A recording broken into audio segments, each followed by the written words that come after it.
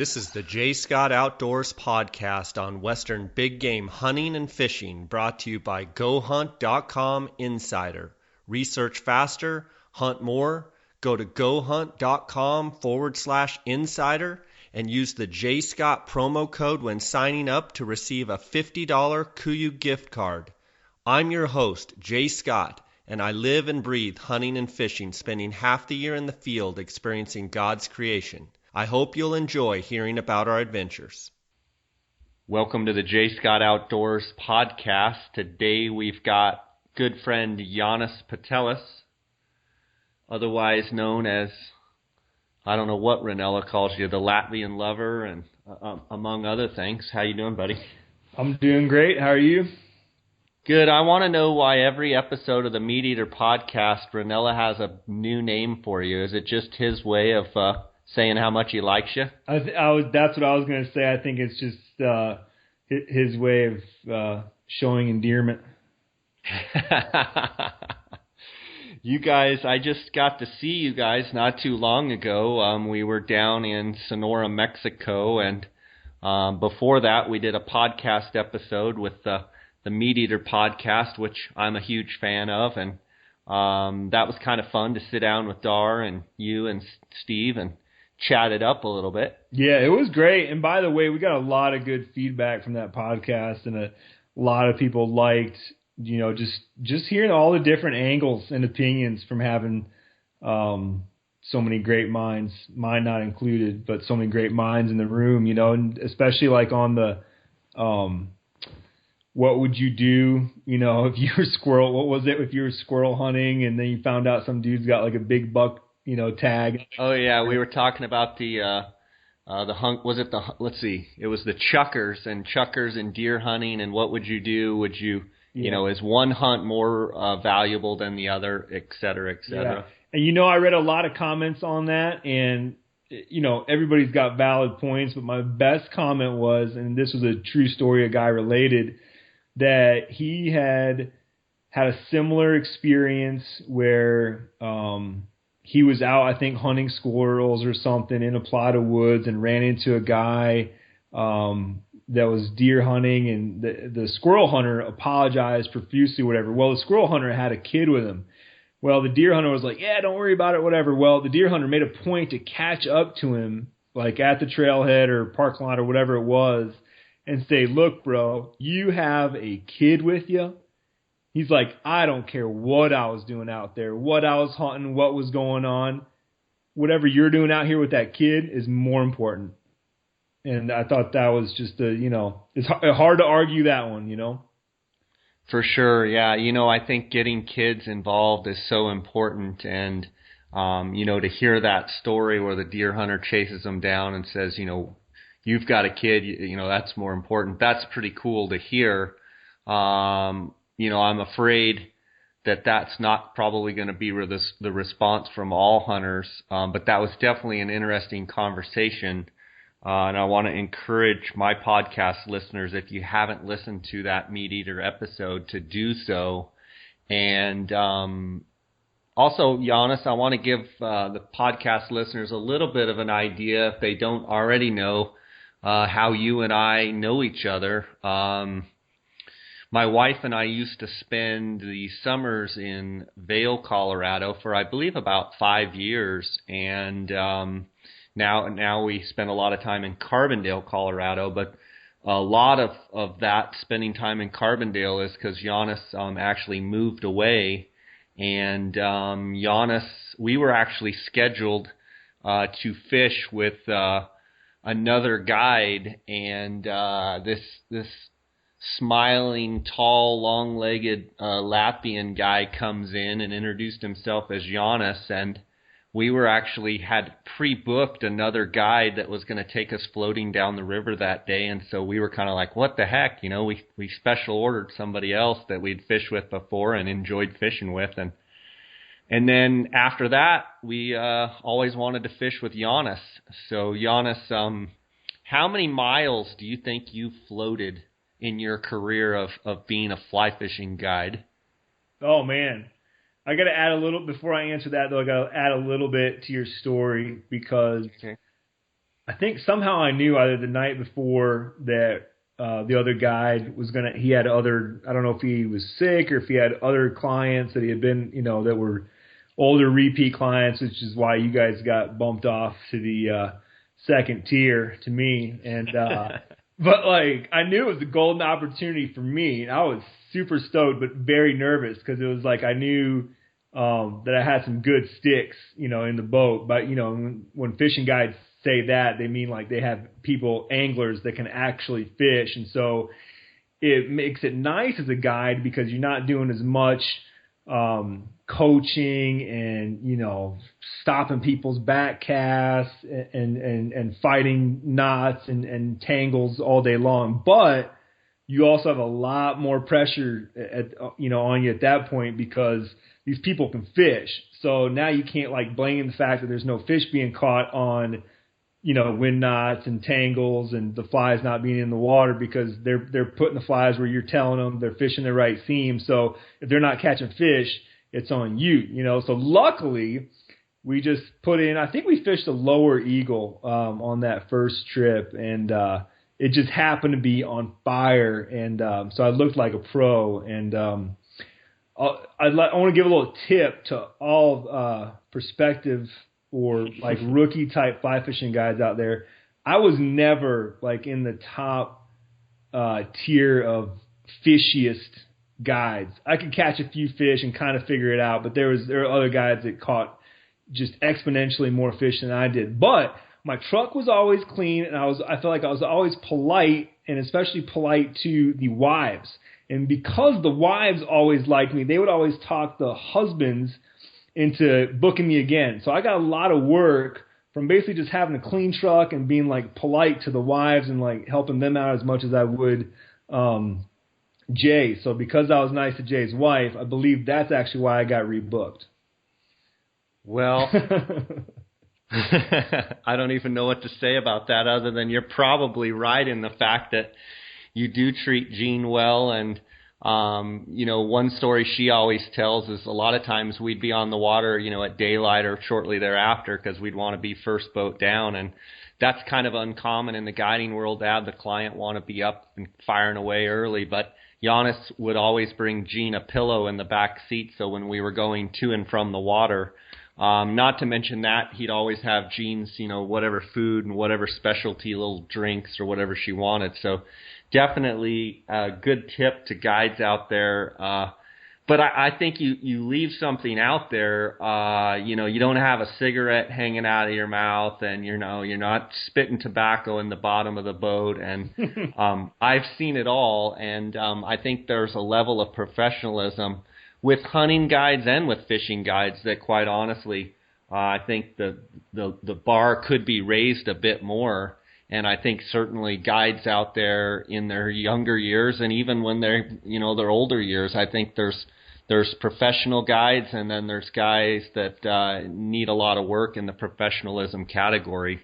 You've been a fishing guide, you've been a hunting guide. Would you agree with that? Oh, definitely. I mean, I haven't personally been on too many guided trips. I'm trying to think if any. I feel like I recently did something, though, where it felt like it was kind of a guided trip.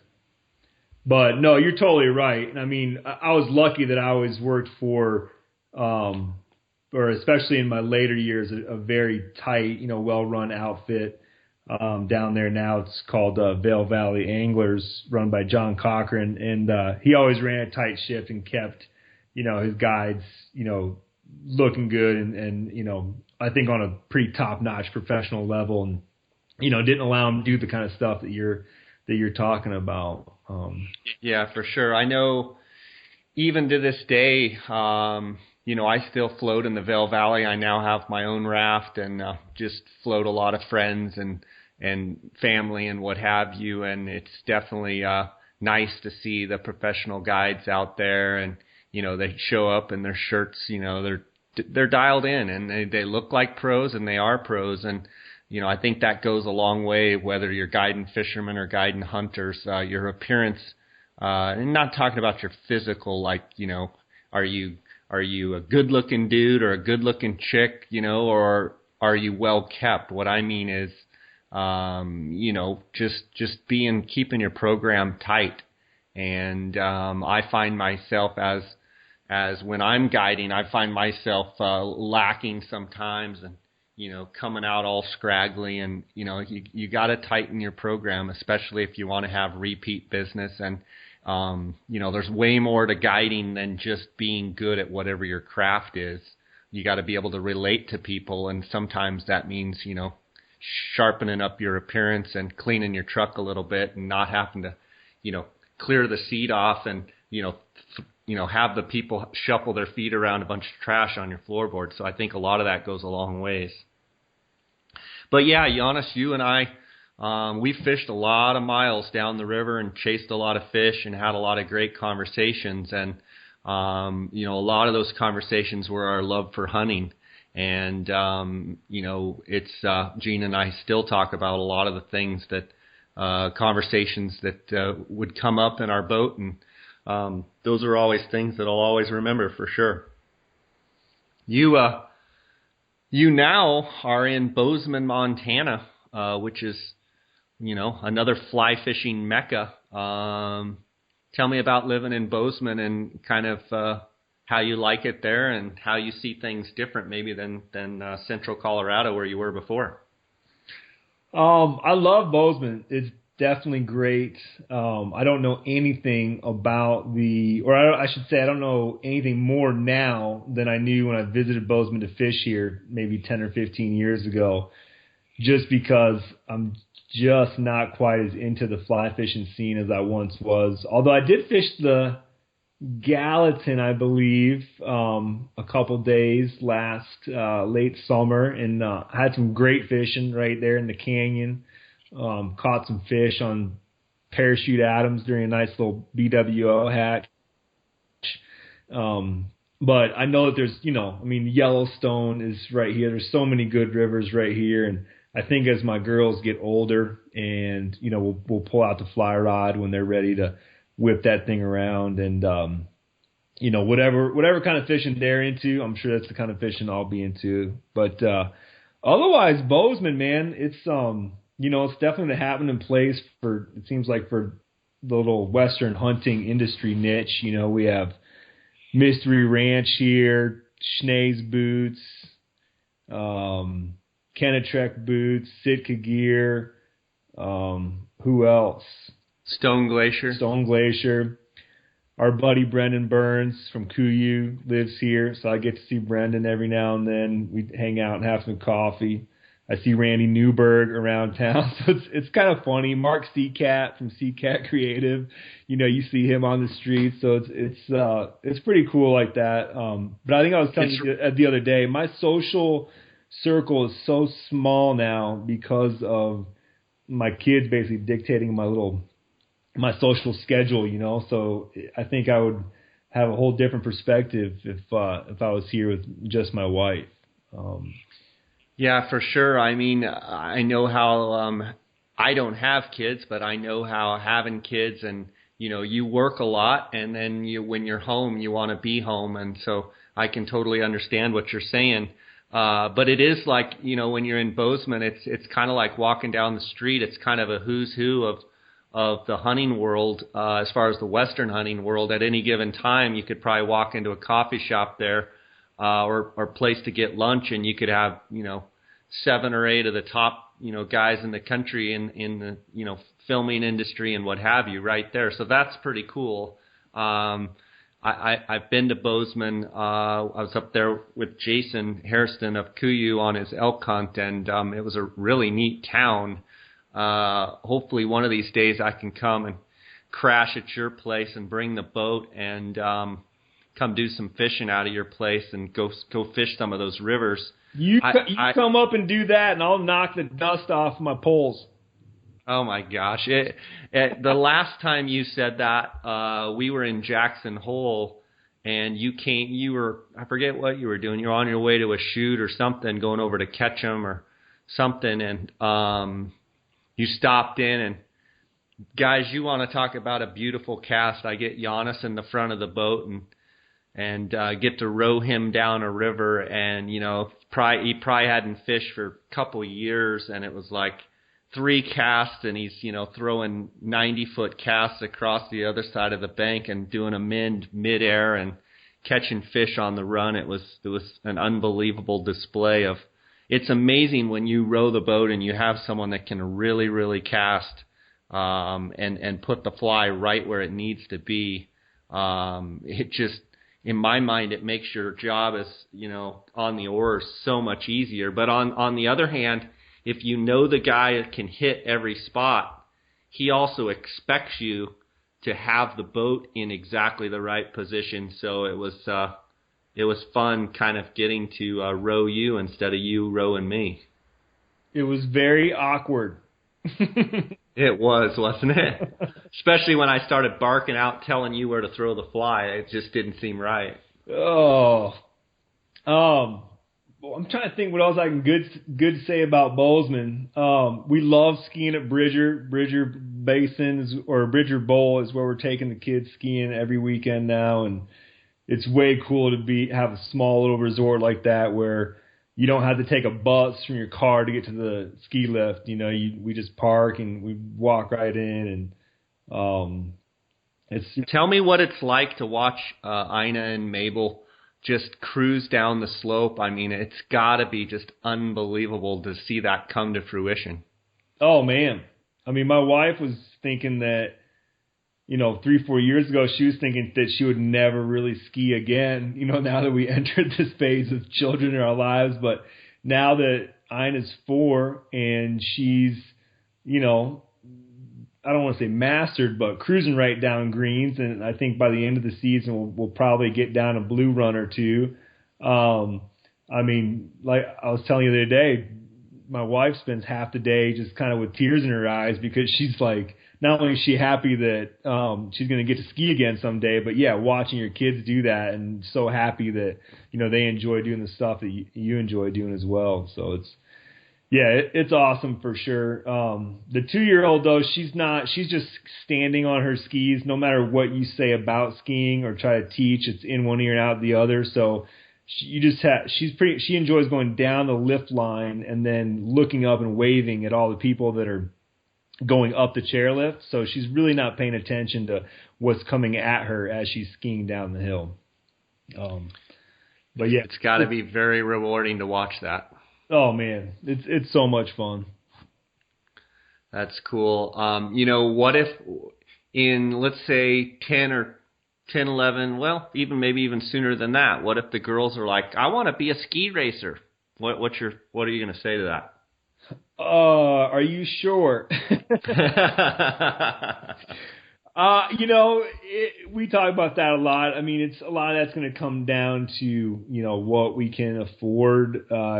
Ski racing is definitely not skiing in general, let alone ski racing, is not a cheap activity. I think, there's always scholarships and, community programs that you can get them into, but it's a big time commitment too. So we'll have to, play it by ear, but my plan is to, whatever they are into, to, support and encourage them to do whatever they want, within reason, to do whatever they're into. So, yeah, definitely. If they want to bash gates and go fast down the hill, then I'll definitely support them and encourage them. Yeah, awesome.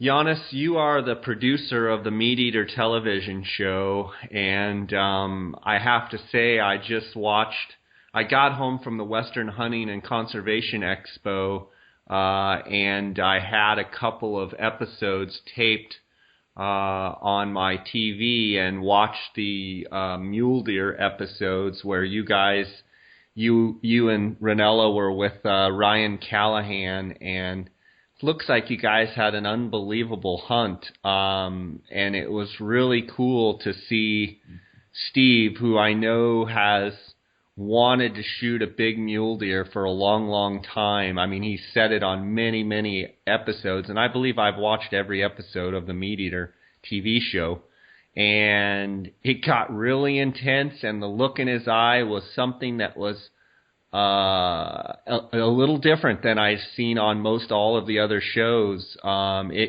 It seemed like he knew that was his opportunity to harvest a big buck, and that's usually not his.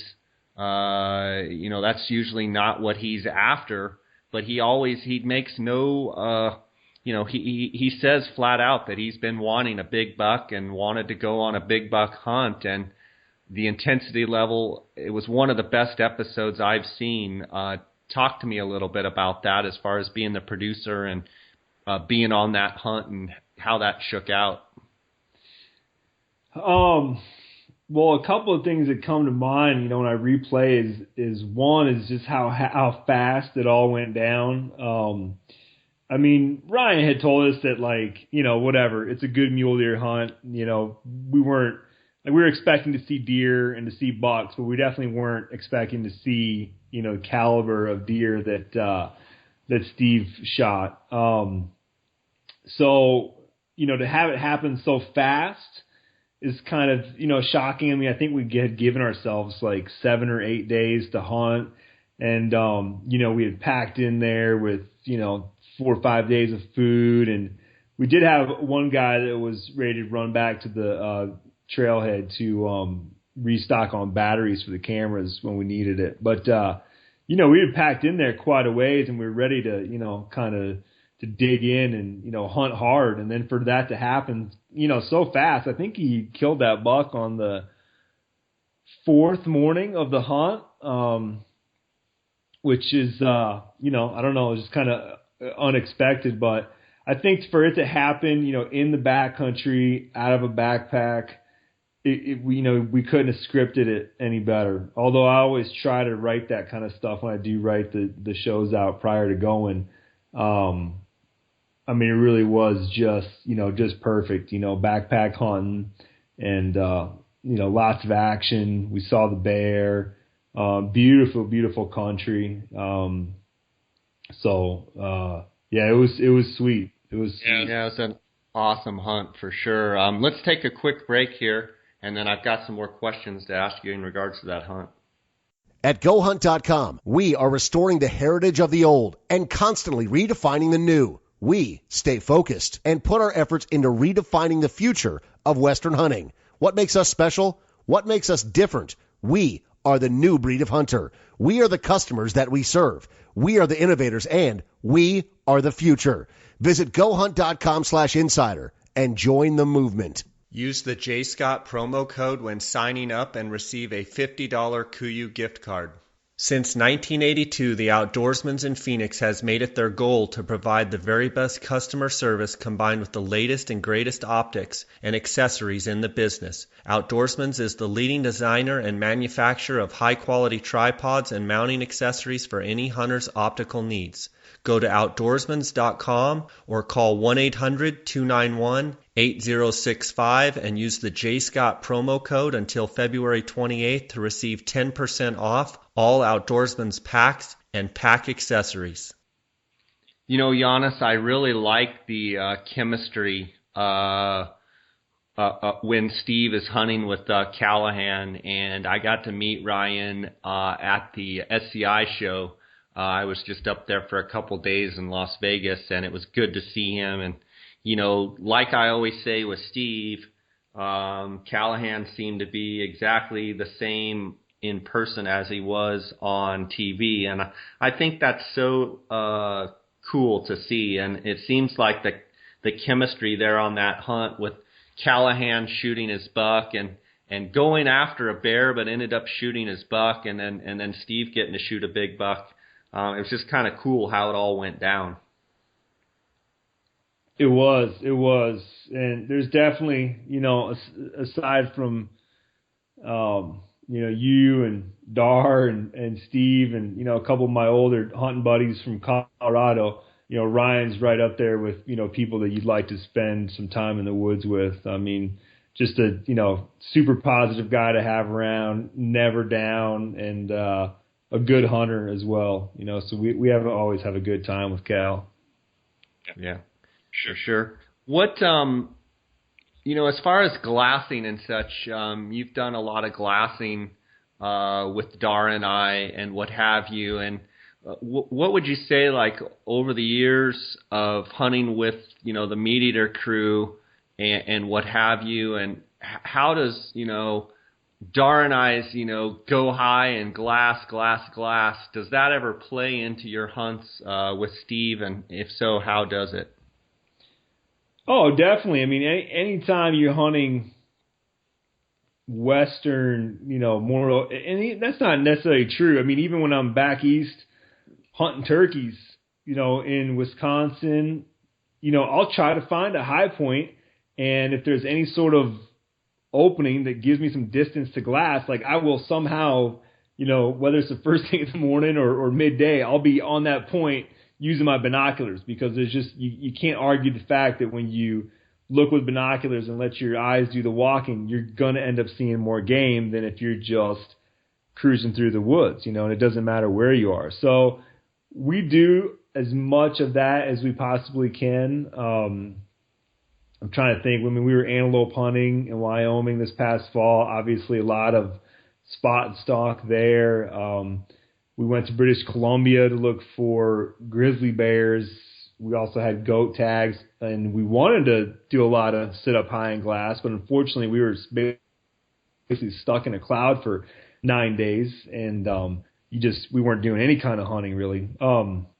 So yeah, and I think, we've talked about it before. Both Steve and I kind of got the glassing bug really from you and Dar, and kind of took our glassing to the next level, meaning that, like, one, I didn't have a tripod, before I started hunting with you guys, and I started hunting with you, got a tripod and brought my glassing to the next level. And kind of happened for Steve at the same time. So we often sit around wondering, how much game we missed all those years when we weren't, doing the get up high and glass game.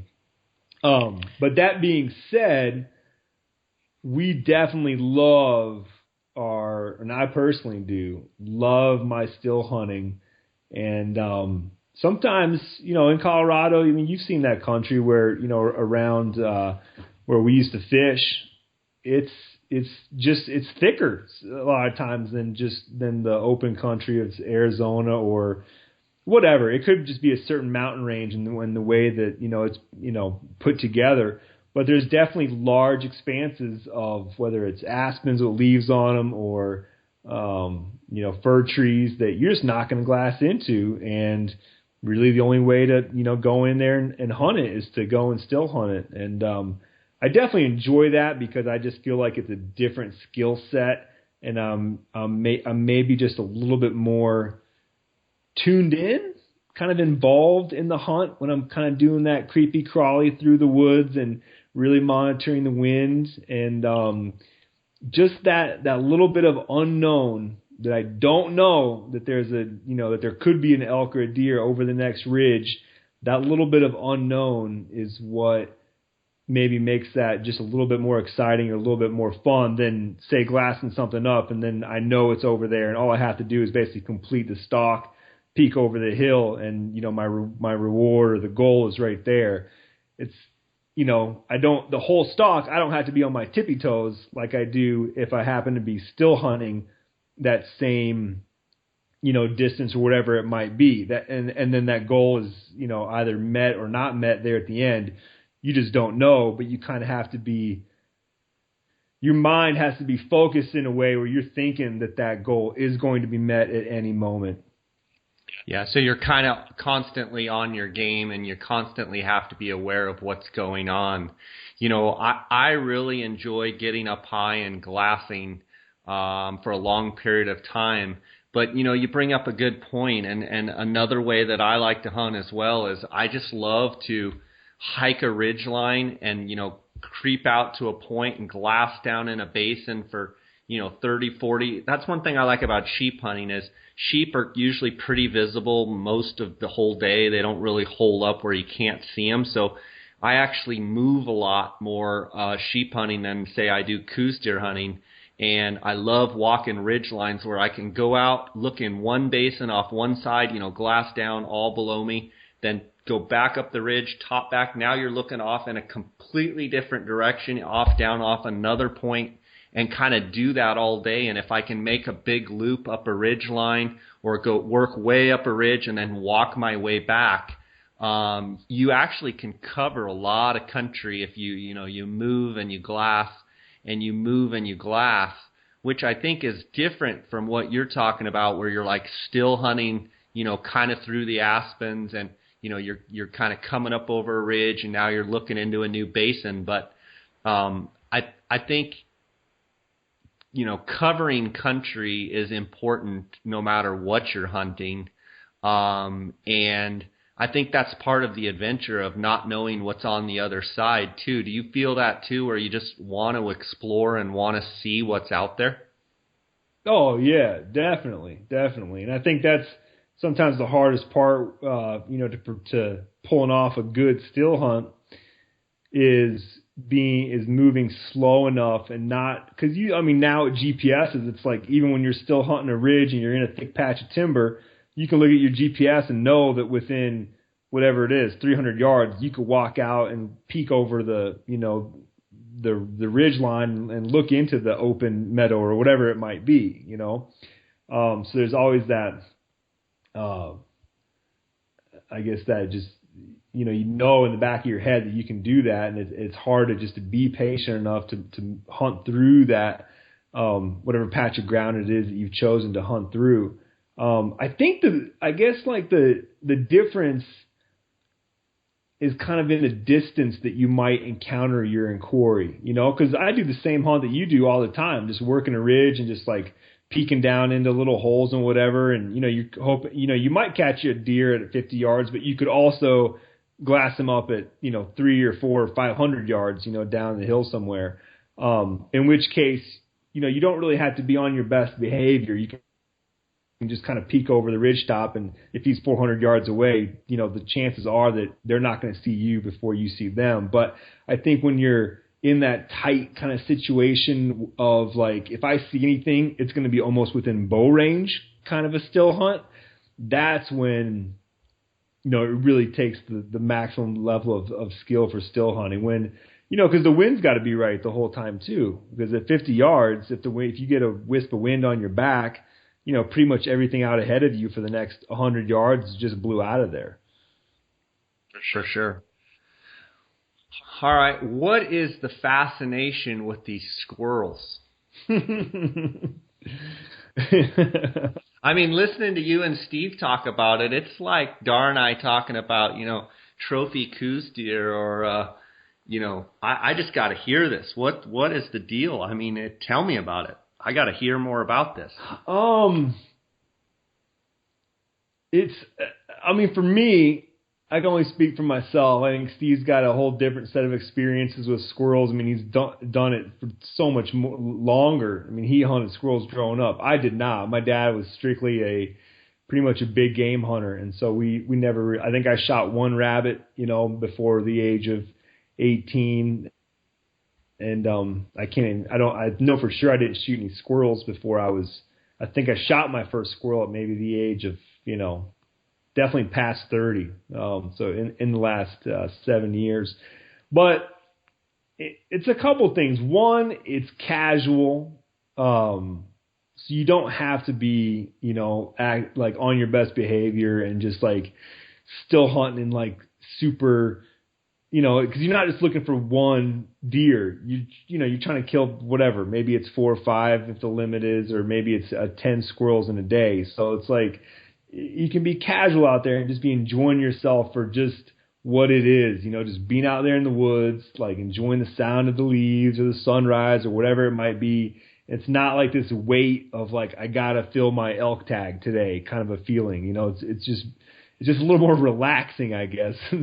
So in other words, it's not the mentality of every squirrel, I got to get every squirrel. It's like, that one, he's running away. Okay, he's got the leg up on me. Yeah, now listen, when my brother-in-law and I go squirrel hunt, we definitely like are taking no prisoners. I mean, very serious out there. And like when you let one go, like it's definitely like it's in the back of your head how you kind of mess that one up and how you could do it better, So, and I guess, last but definitely not least is the edibility of squirrels. They just get this bad rap as being tree rats, and the last squirrel that I ate, we hunted our tails off, and we killed 2 squirrels in 2 days. And a lot of people would get a chuckle out of that. And had I not been there doing it, I would have said, you just suck at hunting if you're going to tell me that. But the fact is that they had a terrible mast year back in the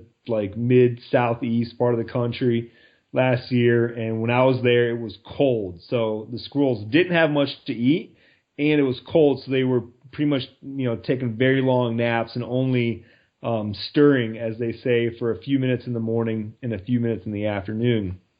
Anyways, we quartered those suckers up, and I battered them and deep fried them, and we tossed them in my brother-in-law's homemade, what do they call that stuff?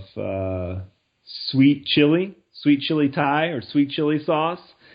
And I mean, it was like the best, basically, hot wings that you've ever had. I mean, it was just incredible. And I don't know what it is about that dark squirrel meat. There's just a little bit more flavor. There's a little more fat in that meat, maybe than a rabbit. And I'm going squirrel hunting next weekend outside of Miles City. I'm hoping to catch a few fox squirrels on the Yellowstone River. And I'm actually going there to hunt rabbits.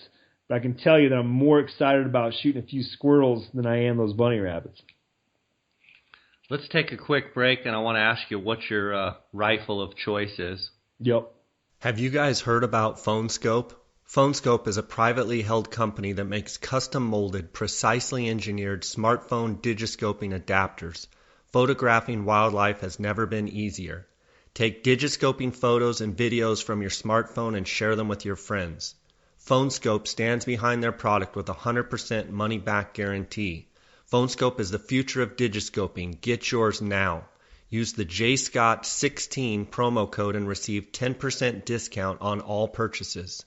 Check them out at PhoneScope, that's PhoneSkope.com, or on Instagram at PhoneScope.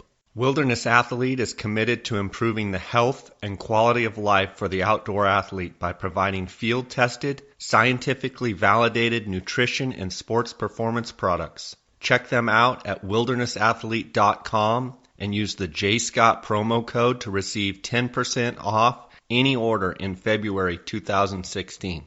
Okay, so for the squirrel connoisseur, you and Steve travel all over the country for squirrels, which is, I got to do it one of these times. It's just one of those things that I think I got to do it because I've never squirrel hunted. So you've got me intrigued. What is the weapon of choice? Well, I guess the connoisseur is probably going to go with the 22 long rifle. Any rimfire would work. If you shoot some of those speedier rimfires, like a 17 or 22 mag, if you don't shoot them in the head, you're just going to have that much more meat damage. And I mean, it sounds funny on a squirrel, but the meat damage thing is really why the connoisseur probably doesn't shoot them with a shotgun too often, or any small game for that matter that you don't have to shoot with a shotgun like a bird that's flying out in front of you. But you shoot a squirrel with, number 8 load out of a 12 gauge and you just got pellets all through your meat, and it's just, it kind of defeats the purpose, I mean, yeah, you're getting out there and hunting and you get some meat, but to pick all those pellets out and you got all that bloody, shot up meat in there, it doesn't do you too much good. So yeah, just a scope 22 long rifle. You can go iron sights, to add a little challenge, but I'm not quite there yet. I'll let you know when I switch over to iron sights. So a squirrel is standing up on a limb, and you've got him dead to rights, and you're steady as can be. You shoot him in the head. Is that where we're aiming? Or okay, yeah. So head shots are king. Head shots, definitely. So you aim for the head, and if you hit him, you kill him. If not, I would think body, but that's where all your meat is, right? Yeah, and the shoulders or front half of them is pretty small, so I'm certainly usually not going to pass on a shot where I can hit them in the front half of the body. I definitely won't shoot them in the hams. It's funny to call them hams, a little squirrel. But yeah, I definitely won't do that. But if I have a shot on the front half, I'll definitely try to hit him in the shoulder. But nice. Yeah, again, you're just you're losing meat. I want to talk to you a little bit about your Coues deer hunt in Mexico. You recently shot a Coues deer and couple javelina, and what were your experiences like? How was the rut? What did you notice out there? Man, it was so much fun. We got to hunt a ranch that I had guided on with you. I think, was it 2 or 3 years ago? I think it must have been 3 years ago. Yeah. So it was really nice to go back and see some country for the second time. Because I feel like the first time you go there, it's like it's cool, it's new. But when you leave, you're like, man, I want to see that ridge again, or I want to see that basin again. And so it was nice to scratch that itch. And I ended up, what was interesting, I glassed a lot with my 8s. And I just, on the way down there, in the week prior to going down, I had listened to that podcast with Gino Volcati, and he was talking about how his go-to binocular was the 10 by 50s, I think, for glassing up Coues deer. And I knew I was going to bring down 12s, and I thought, well, 10s and 12s, there's no reason to do that, so I'll bring down 8s and 12s. And, just the difference in that ultra crispness that you get out of a lower power, even though the field of view was it was super wide, and yes, it's not as magnified, but I found that I was able to just really let those binoculars sit, basically, and just let my eyes kind of wander through the sight picture. And because that sight picture was so just uber clear and crisp, I ended up using them a lot, and I felt like, I don't know if I would have found any more or less deer, just sticking with the 12s all the time, but I felt like out to that, probably near 2,000 yard mark, I felt like I wasn't missing anything with my 8s, and if I did see anything that looked out of the ordinary, I always could put up my 12s or just go right to my spot and scope.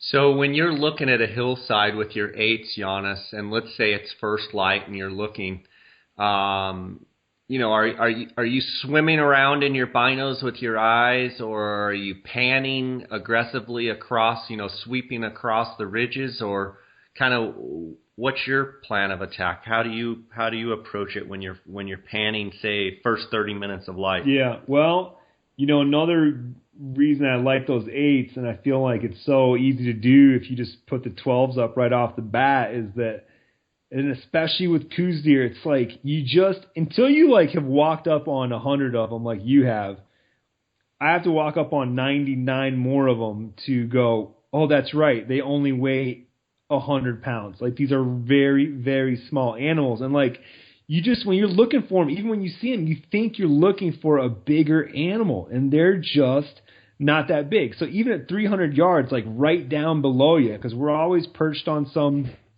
little knob, rock, outcropping, whatever it is, and it's so easy to just basically miss everything from 0 to 600 and just start glassing at 600 and beyond.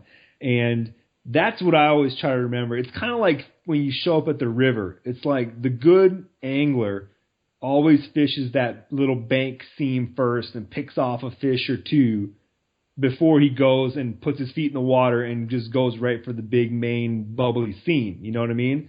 And I feel like that's what I need to do. At that first light, when it's almost too dark to glass at 1,500 yards, I just need to hammer away at 600, because it's there's no reason there couldn't be the buck of your dreams standing at 600 versus at 1,600.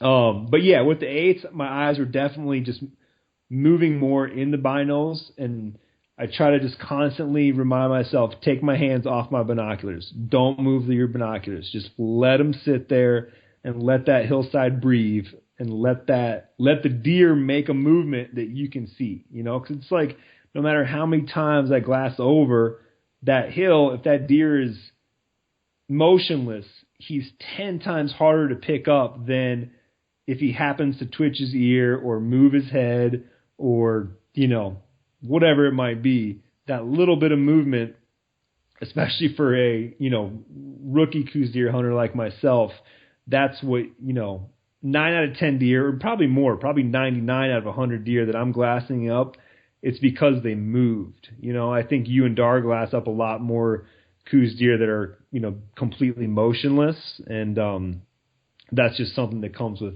time and experience behind the glass. But, I'm trying to constantly remind myself not to move my binoculars. Once I do, I go both directions. I'll pan and then I'll go over the same hill going up and down and just kind of tilt, through the hill.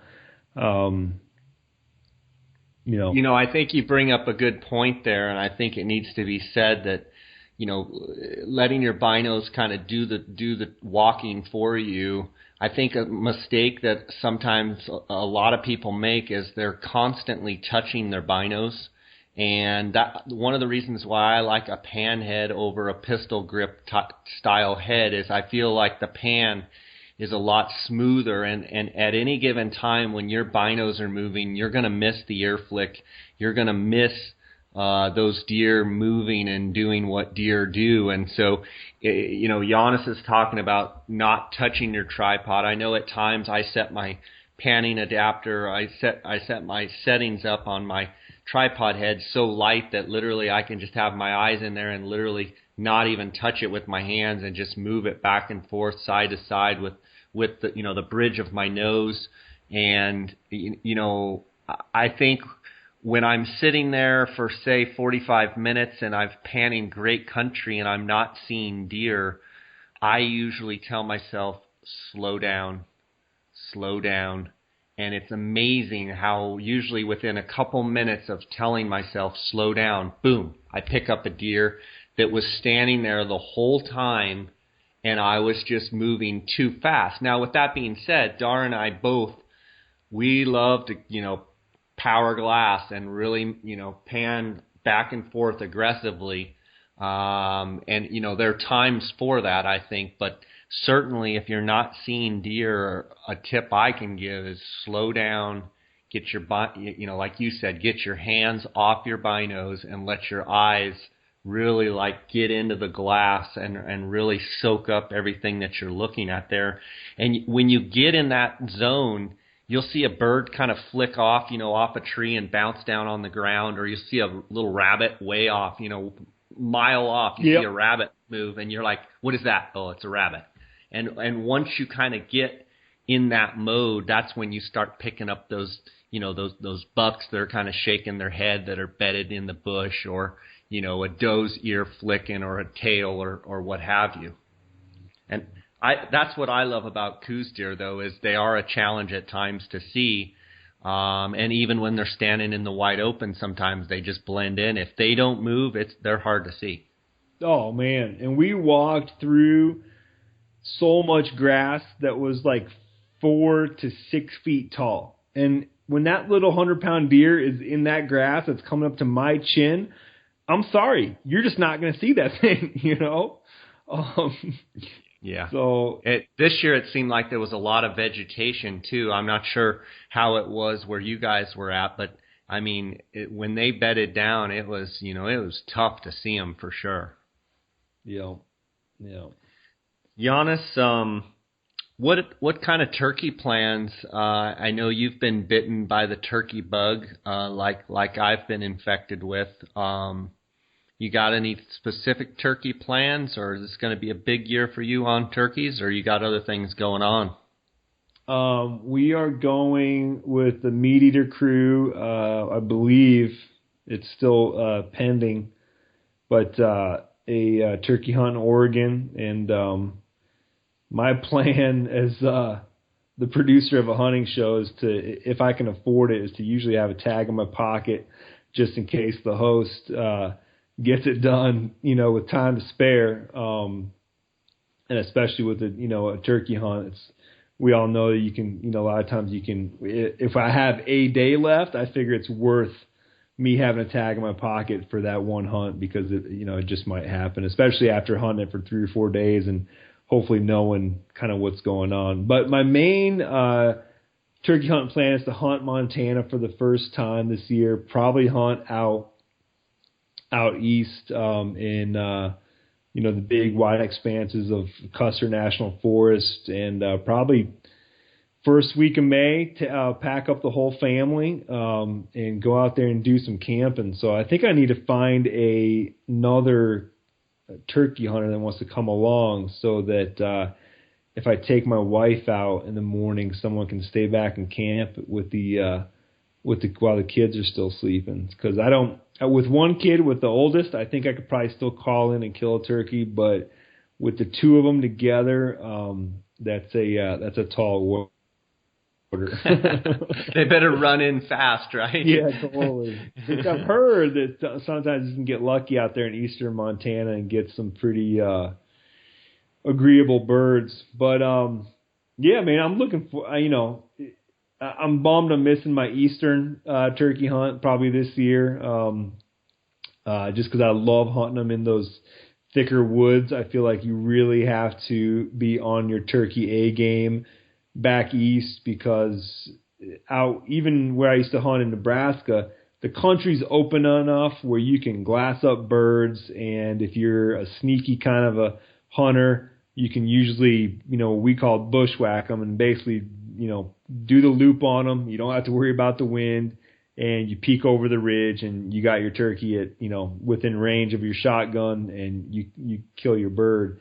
Back east, because of the crunchiness of the leaves and the thickness of the woods, and especially if the green foliage, if like the new growth of the year is kind of coming in, it just gets thick and it's noisy, and you're not going to do any of that, bushwhacking type stuff. That's not true. If you have access to ag properties where you have agricultural lands, you probably have birds that are working, hitting the fields, and then you can cut them off, as they're making it back to the woods. Where we hunt, we have none of that. It's just all big hardwoods. So I enjoy the challenge of that. So I'm a little bummed I'm missing it, but I'm going to more than make up for it by, hopefully getting my oldest to sit next to me and get a couple turkey encounters. And what I'm doing this year is I'm going to try to force myself to leave my diaphragms behind. And my dad gave me a new box call for my birthday last year. It's a paddle call made by Tony Corino. I believe, sorry if I mispronounce your name, Tony, but it's Quarino, Corino. But beautiful, beautiful call. He's out of South Carolina. It sounds wicked good. And the paddle call is basically, it's like a long version of a box call, and there's no spring between the lid and the box. And so you're basically just letting the weight of the lid, make the friction. There's no spring in there. So I've been practicing with that. My goal is to do all my calling with that box call and just really try to, become a master of that call, so that, I trust it every time I pull it out. I love box calls, so I'm curious to see how you do. And let's take a quick break here. I got one more topic I want to talk to you about, and we'll get to it after the break.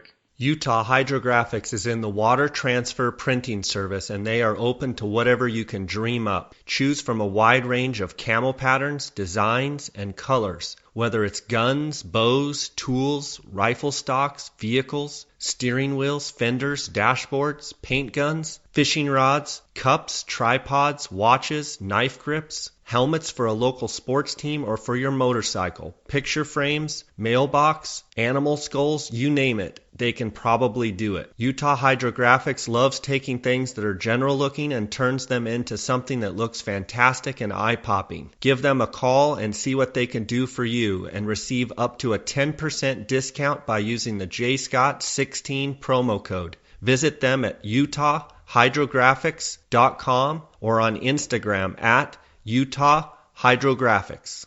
Whether you are interested in elk, deer, antelope, bighorn sheep, or moose, Western Hunter and Elk Hunter magazines will bring the adventure to your mailbox. These publications feature articles on the finest hunting gear, tips and tactics from experienced hunters, field judging trophies, glassing techniques, calling strategies, and much more. To become a more knowledgeable and skilled hunter, subscribe today. Go to westernhunter.net/jscott and enter your email address for a chance to win a $1,500 credit towards any Swarovski product. Janis, there's this whole thing out there with hunters, and I don't quite know what exactly to think about it. And it's, I guess it's controversial. I'm not exactly sure, but it's this whole concept of, never apologize for being a hunter. You're just wrong. Our way is right. While I don't apologize for being a hunter, I just think there's some slam it in your face mentality out there that I just don't think does us any good as hunters. And I don't quite know what to think about it, but while there's this whole group, which is fantastic, that's out there, there's like this whole fitness craze, and there's this whole kind of macho man, muscles and the whole thing and getting fit. That's all great. But then kind of with that almost there's this, tough guy ego, knock him in the dirt, like, I don't know if it's disrespectful, but I see some of this stuff on social media and, I'm not ashamed at all of being a hunter, but, these t-shirts, never apologize for being a hunter. And, I'm having a little bit of a hard time with it because it's, I don't know. I just can't really get my arms around the whole macho scene of hunting where, it's great to be fit and it's great to be strong and it's great to be, passionate about what you do. But at the point where we're turning people that aren't even anti-hunters, just people that don't hunt, where we're just completely kind of looking like buffoons, I'm wrestling with this. You got any thoughts on that? No, man, definitely. I'm not 100% sure if the fitness craze in hunting crosses over to some of the negative never apologize for being a hunter rhetoric that we see out there, if those two really blend or not. I mean, I'm sure there are, people from both groups or that fall into both of those groups. I myself personally relate a lot to people that like to get in shape for hunting. It's one of the biggest reasons that I run and do a little bit of the lifting that I do, that I go to yoga class. It's so that I can, when I hit the woods, that I am in tip-top shape out there. I don't really do many team sports or anything like that anymore. So really, I stay in shape because it's good for me. It's much better to pack 190 pounds around every day than 210, but, so that being said, I definitely am into being in shape for the sake of hunting. But yeah, the never apologize for being a hunter thing. My thoughts on that are that it's just like, and I'm not saying that hunting is a sport, but in team sports, we have things called like unsportsmanlike conduct. And it's a gray line, it's what the referee sees or not. And like Aldo Leopold said, it's like one of the great things about hunting is that, when you're out there by yourself doing it, there is no audience and there is no referee, watching what you do. It is your own personal ethics and your little ego and conscience inside of you that you have to answer to. And that's it. That's the only person that's really governing your, or whatever referee that's governing your actions out there. So no matter whatever we do in life, there is a right or wrong, good or bad way to do it, and sometimes there are very strict rules, and sometimes there are not. And in hunting, there just really aren't these, ethics rules. And for me, it comes around to there's a lot of stuff that's legal in hunting that I don't necessarily agree with. And I think everybody should, follow the rules and do what's legal and don't go poaching and killing extra animals. But even though it's legal, doesn't necessarily mean that it's always going to be viewed by other people as normal or the right thing to do, whatever. So my take on it is never apologize for being a hunter, but do whatever you're going to do. I don't care. I agree with everybody doing what they want to do when they go hunting, as long as it's within the rules and the laws of whatever state or country they're hunting in. But if you think that just because you can shoot 10 rounds into an animal when you might not need to, but you decide to shoot 10 rounds into it and put a bunch of lead in the air and just shoot this animal up, and then you're going to share that with the general non-hunting public. I'm not saying anti-hunters. I'm just saying non-hunting public, which is like great mass of our greater populace here in the country. Like 80% of the people are non-hunters. They're not swayed pro or con. They're just non-hunters. But if you think that shooting an animal 10 times just for the sake of putting lead into it is going to sway those people to be pro-hunting, I think you're high. And again, I'm not against you doing it because it's legal, but it is not helping the cause. Yeah, I'm with you on that. I just think we've got to be professional and classy and I think, I don't know, it just seems like I don't know, there's a whole trend out there that it's, slam it in their face. I don't care if they don't like it, let's just do it anyway. And here, how about this? And, you show another bloody picture or something, and it's like, what are we trying to do? I mean, are you just trying to just infuriate the other side, or are you trying to take people in the middle and turn them against us? So, I think we all have to kind of look at the photos and stuff that in the videos that we release and say, is this done in taste? Is this done in color? And, I think there's people that are like, just show the kill shot, let's see them, let's see the blood. And it's like, okay, I mean, I get it. But it just kind of bothers me, and I think that people need to be a little more sensitive, just to the way it looks to people that are non-hunters. And I just wanted to get your take on it, so I appreciate that. Yeah, it's definitely I think it's just as big of a topic as it is, it's as important that we just discuss it and we get bright minds together discussing it and talking about it. And just, I don't know, personally, I love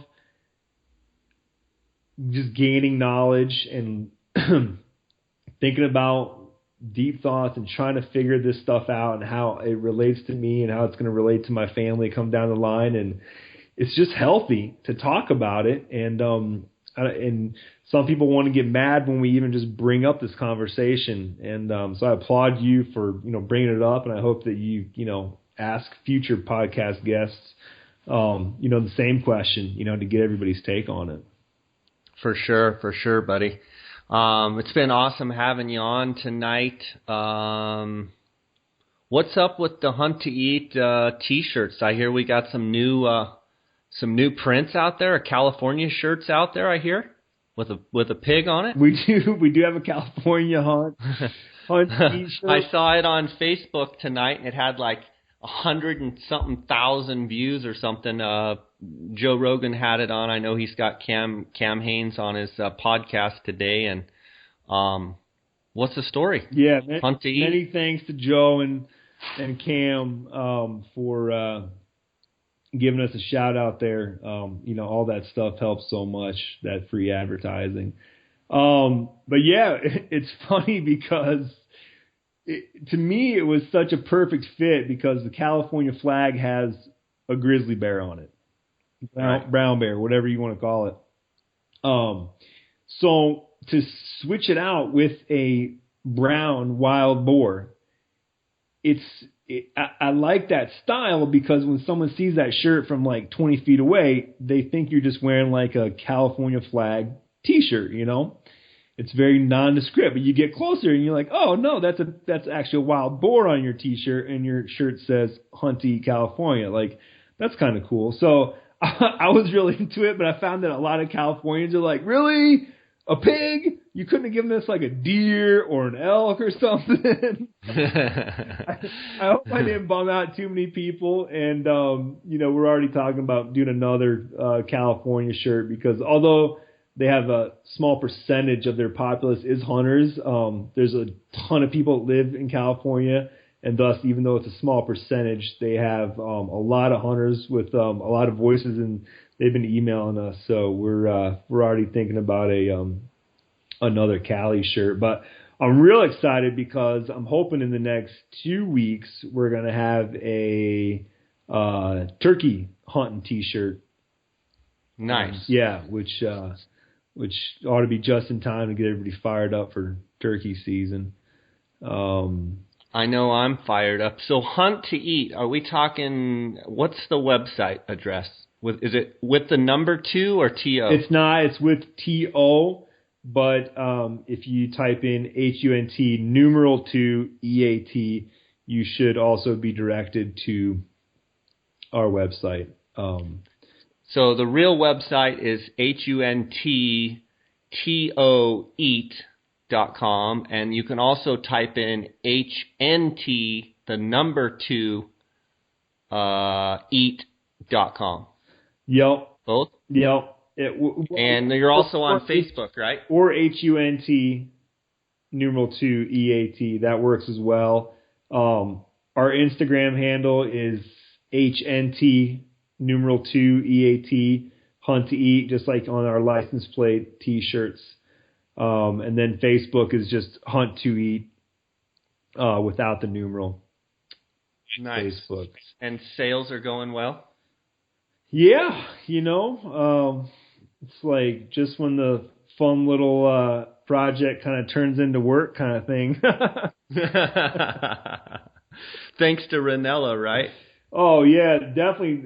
Yeah, many thanks to Steve. But, like I said, Joe Rogan and you, a lot of people have been a great help, getting the word out about our shirts and helping us sell them. So we appreciate all of it. And hopefully we can give back here soon enough. Right on, bud. Yeah. But, hey, right on. What do you got going for turkeys? Buddy, I'm already starting to strut and gobble around this house, and Gene's like, man, I'm so glad you didn't go to the NWTF convention because at least I get maybe another week or 10 days before you get the turkey calls out. Dar and I are headed to Mexico here in a few days to look at some Gould's turkey properties and some different Coues deer properties, some new stuff, but we've got a little place over in New Mexico that I leased this year that I'm going to try out and see how it is for turkeys, and probably not going to go to California due to just our place over there. It seems like the bird numbers have dropped a little bit, so we're going to give it a little bit of a rest.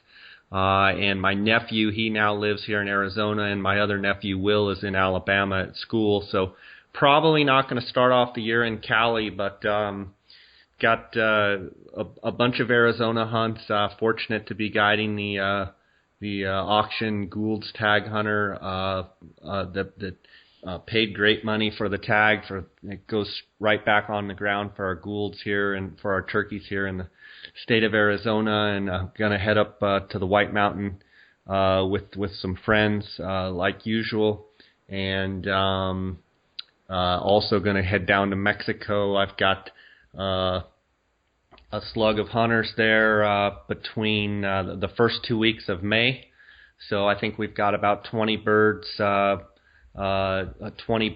already signed up for, and we're going to be hunting a bunch of different properties for Goulds down in Mexico, which is always just one of the highlights of my year. So definitely ready for turkey season to get going here, and I haven't got my calls out yet, but I was definitely watching some of the videos from the NWTF convention that just happened this weekend, and the calls are going to be getting out here pretty soon and dust them off a little bit. And excited. Turkey season is always one of my favorite seasons of the year, and I'm sure this year's going to be a great year. You know, we've had good moisture, so I'm sure our hatches are good, and I can't wait to spend April and May turkey hunting. That's kind of what I have on the plans. Pretty much going to be turkey hunting pretty much all of April and all of May, so it should be exciting. Sounds tough. Yeah, it's I'm really looking forward to it, and then I got to get some fishing in this summer. So yeah, life is good, and I want to thank you for being on the podcast. I also want to commend you for the job you do producing the Meateater show. You and Steve do a phenomenal job, and then with the podcast, I know you produce the podcast as well, and I enjoy that, and I want to encourage my listeners, if you enjoy my podcast, listen to the Meateater podcast as well. Those guys do a great job, and you're a dear friend, buddy, and I look forward to seeing you again here down the road, whenever that might be, and wish you the best, you and the girls the best, and God bless you till I see you next time. Okay, buddy? Thank you very much for having me on. It was a pleasure. All right, buddy. Take care.